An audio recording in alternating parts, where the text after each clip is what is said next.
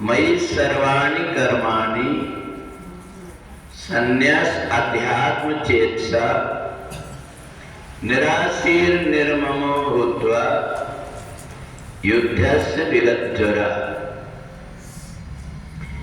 भगवान कहते हैं कर्मयोग का एक ऐसा सिद्धांत है जिस कर्मयोग के सिद्धांत में व्यक्ति कर्म करता हुआ कर्म के बंधन में नहीं बंधता।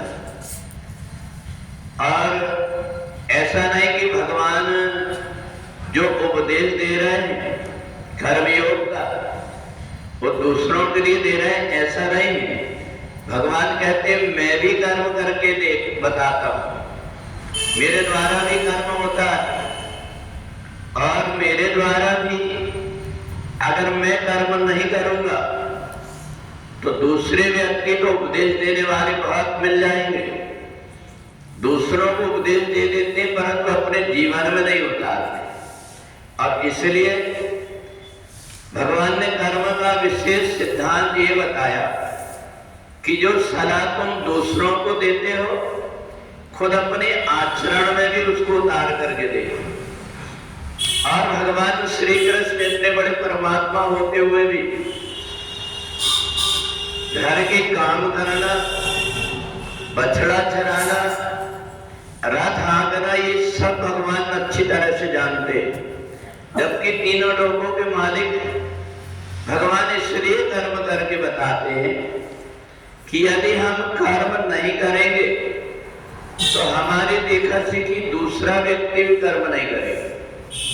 और इसलिए जिस जगह पर जहां कहीं भी हम रहते हैं दूसरे लोगों को शिक्षा देने के लिए कर्म करना जरूरी है।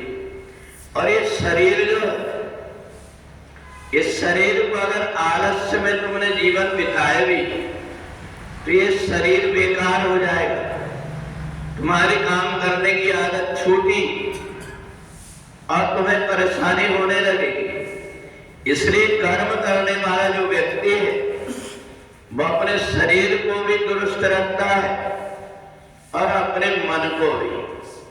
जितने भी संत हुए उन सब ने अपने जीवन को कर्मयोग से जोड़ा है।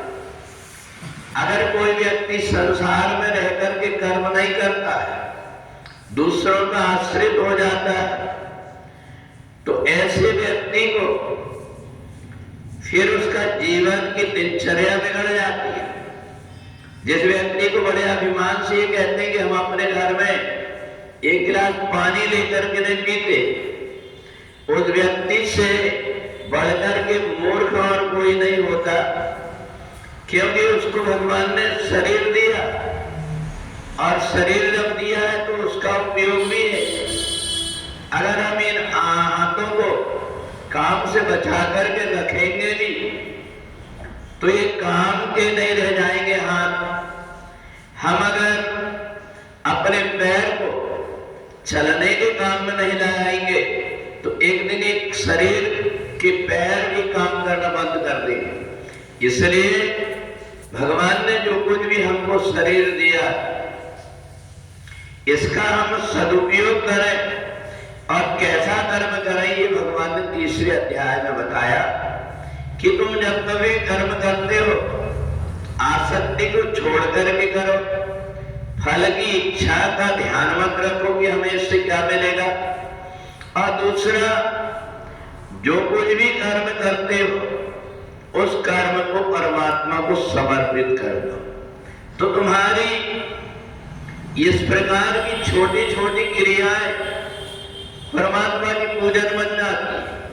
हम जो कुछ भी परमात्मा को किए हुए कर्म समर्पित कर देते हैं तो परमात्मा को भी अच्छा लगता है कि देखो मैंने इसको इतना सब कुछ दिया, इसको देना सिखाया, परंतु वहां संसार में जाने के बाद में ये कभी देने की भी सोचता है कि हमेशा लेने लेने की सोचता है।